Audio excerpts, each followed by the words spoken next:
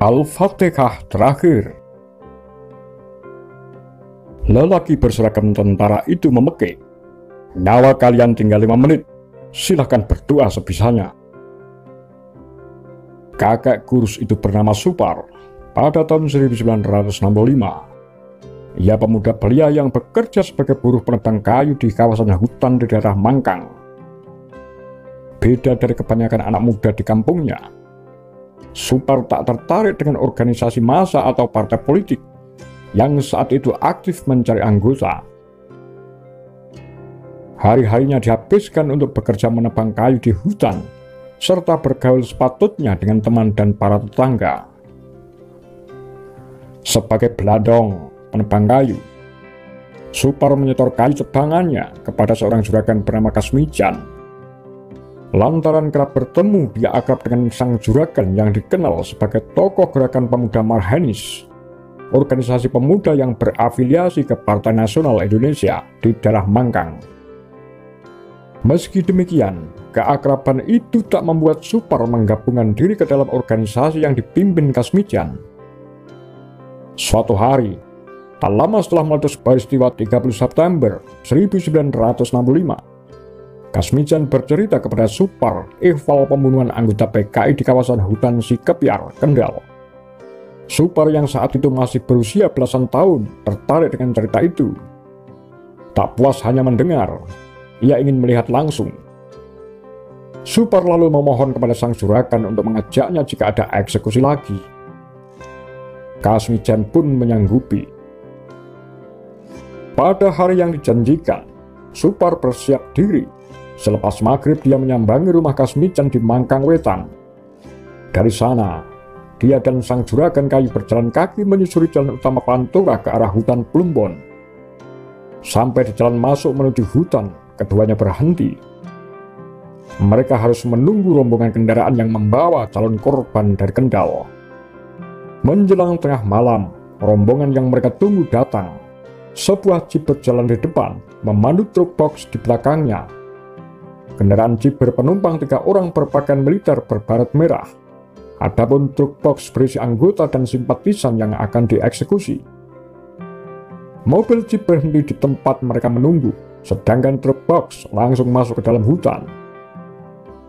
Dia bersama Kasmijan dan 3 tentara muda yang menumpang jeep berjalan kaki menyusuri truk itu melewati kampung Plumbon yang sepi. Ternyata, truk berhenti di kandang kerbau, tak jauh dari makam Mbah Trubo. Begitu rombongan Supar sampai di kandang kerbau, para tawanan di dalam truk diturunkan. Di bawah cahaya bulan, dia bisa melihat jumlah mereka ada 12 orang. Salah satu dari orang yang malang itu adalah perempuan muda. Perempuan muda yang mengenakan perhiasan gelang dan kalung emas. Mata mereka ditutup kain hitam. Tangan diikat dengan tali saling bergandengan. Supar mengaku tak bisa mengingat tanggal dan bulan kejadian. Yang dia ingat, saat itu musim kemarau, jalanan kering berdebu, daun-daun jati berguguran. Dari tempat itu mereka berjalan beriringan menuju lokasi eksekusi yang telah disiapkan. Suasana mencekam, mereka berjalan dalam diam. Salah seorang tentara sempat bertanya tentang lokasi eksekusi kepada Kasmijan. Setelah dijawab, semua kembali senyap. Ketika rombongan tiba di tempat tujuan, cuaca yang semula cerah berubah kelam. Awan hitam menutupi langit.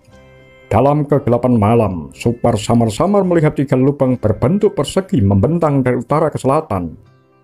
Lubang-lubang itu berukuran sekitar 1 kali 3 meter, dengan kedalaman kurang lebih 1 meter. Salah seorang tentara yang sepertinya berpangkat lebih tinggi memerintahkan para pesakitan duduk berbanjar di bibir lubang galian. Mereka diminta duduk di sisi barat lubang menghadap ke timur. Kaki mereka ngangklung-angklung atau ongkang-ongkang.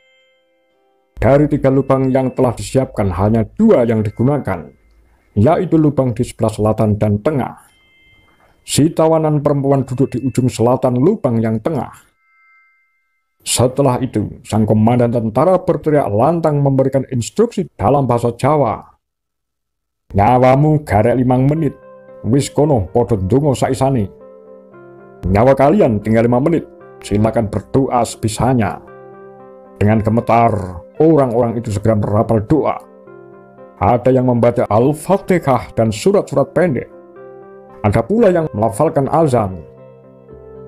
Supar mendengar suara tawanan perempuan merdu melantunkan ayat-ayat Al-Quran. Semula eksekusi akan dilakukan pukul 1, namun karena tiba-tiba gerimis datang, rencana berubah. 3 tentara berbaret merah itu segera bersiap dan mengambil ancang-ancang. Mereka berdiri di sebelah barat dalam jarak kurang dari 10 meter di belakang para pesakitan. Tanpa dikomando, tentara-tentara itu memberontak senjata otomatis mereka ke tubuh korban. Mereka ditembak saat tengah berdoa di kegelapan malam, di bawah siraman hujan. Perasaan Supar campur aduk, kaget, takut, sedih, miris, ngeri. Tubuh-tubuh tak berdaya itu jatuh terjerembab ke depan, bertindihan masuk ke dalam lubang. Saat itu Supar bisa melihat dengan jelas kondisi korban. Tubuh-tubuh mereka yang penuh luka, rubuh bertindihan. Satu demi satu korban dicek. Jika ada yang masih hidup langsung ditembak dalam jarak dekat. Darah segar pun mengalir deras, menggenang di lubang galian, bercampur air hujan. Hujan berangsur reda ketika proses eksekusi purna. Lantas siapa sebenarnya yang dikubur di hutan Jati Plumbon? Di nisan yang dibuat oleh Perkumpulan Masyarakat Semarang untuk HAM, PMS HAM, tertulis sejumlah nama yang diduga bermakam di tempat itu, yakni Mutiah, Susatyo, Darsono, Sa'roni, Yusuf, Sukandar, Dulkamit, Surono, dan lain-lain. Nama-nama itu diperoleh dari beberapa bekas tahanan politik di Kendal yang selamat dari pembunuhan massal 1965. Salah seorang dari mereka adalah Sudirman. Pada medio 1960-an, ia aktif di Ormas Pemuda Rakyat Kendal. Sudirman mengetahui ikhwal eksekusi di Plumbon dari teman-teman senasibnya saat berada di dalam tahanan. Dia sendiri diciduk tentara pada bulan November 1965. Waktu di dalam tahanan berbis kabar eksekusi terhadap simpatisan PKI di sejumlah tempat di Kendal, seperti Sikebyar, Sikucing, Merbuh, dan Plumbon. Dari informasi tersebut, Sudirman mengetahui sejumlah nama yang dikubur di hutan Jati Plumbon. Nama-nama itulah yang dijadikan rujukan oleh PMS HAM. Selain Tarik di Desa Margorejo, kata Sudirman, Yusuf aktif sebagai anggota PKI di Cepiring. Sedangkan Mutiah adalah guru TK Melati yang menjadi anggota Gerwani di Patebon. Susatyo, seorang patih yang merangkap pengurus PKI Kendal. Darsono dan Sukandar, anggota pemuda rakyat dari Cepiring. Dulkamit, anggota pemuda rakyat dari Karangsari, dan Surono, anggota PKI dari Kedung Suren. Adapun Sa'roni merupakan anggota PKI dari Mangkang. Selain yang disebutkan oleh Sudirman, satu nama korban lagi dikemukakan oleh Juwahir, mantan aktivis pemuda Marhenis dari Mangkang Wetan, yang kebetulan masih berhubungan saudara dengan Kasmijan.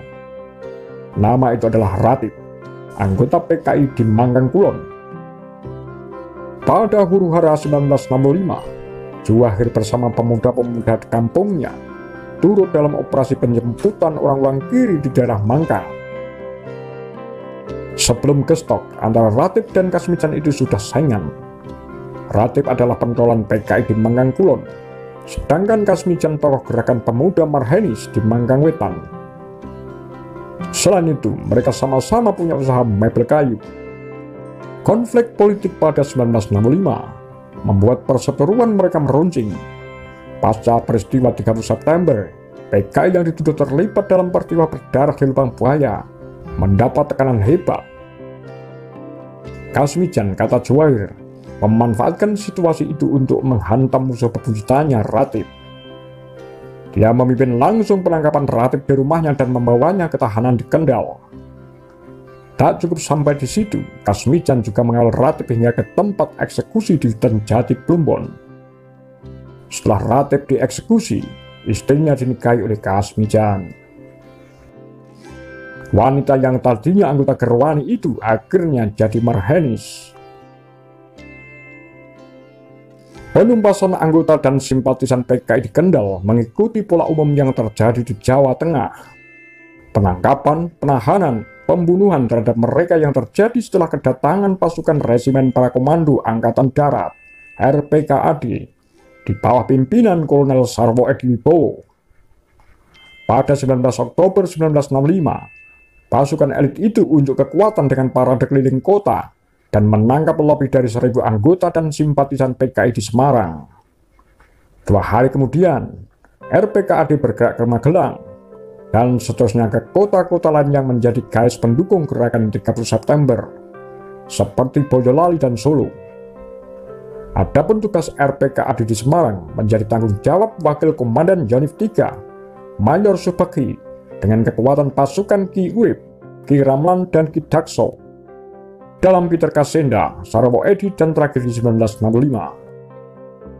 Sejauh ini belum diketahui apakah pengamanan wilayah Kendal yang secara administratif masuk wilayah eks-Karis dan Semarang berada di bawah pasukan itu. Namun penuturan Johannes Sarjono, anggota Yayasan Penelitian Korban Pembunuhan 1935-1966, membenarkan hal itu.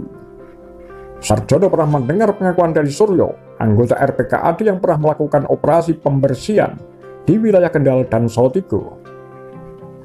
Suryo, ujar Sarjono, mengaku tiba di Semarang bersama pasukan Sarwo Edi. Dia lalu ditugaskan ke Kendal untuk mengeksekusi orang-orang PKI di daerah Sikucing. Dari sana, Suryo dan pasukannya kembali ke Semarang, lalu bergerak lagi untuk melakukan tugas serupa di daerah Gunung Berintik, Salatiga. Suryo menceritakan pengalamannya dalam rekoleksi pendalaman kitab suci di sebuah gereja Katolik di Semarang. Kebetulan, selain jemaat, dia juga bekerja di gereja itu. Suryo sangat menyesal. Ekwal pergerakan RPKAD di Kendal juga dikisahkan oleh Sudirman, mantan aktivis pemuda rakyat. Dia mengaku ditangkap oleh tentara berpet merah di rumahnya pada November 1965. Lelaki yang kini tinggal di Kaliwungu itu dijemput menggunakan mobil tentara dan dibawa ke tangsi polisi. Dia mendekam di tempat itu 3 bulan sebelum akhirnya ditahan di penjara Melaten, Semarang selama 10 tahun.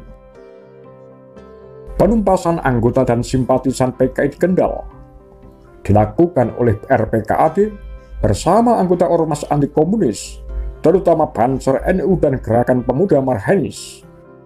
Para anggota ormas digerakkan untuk menangkapi orang-orang yang dianggap pendukung gerakan 30 September.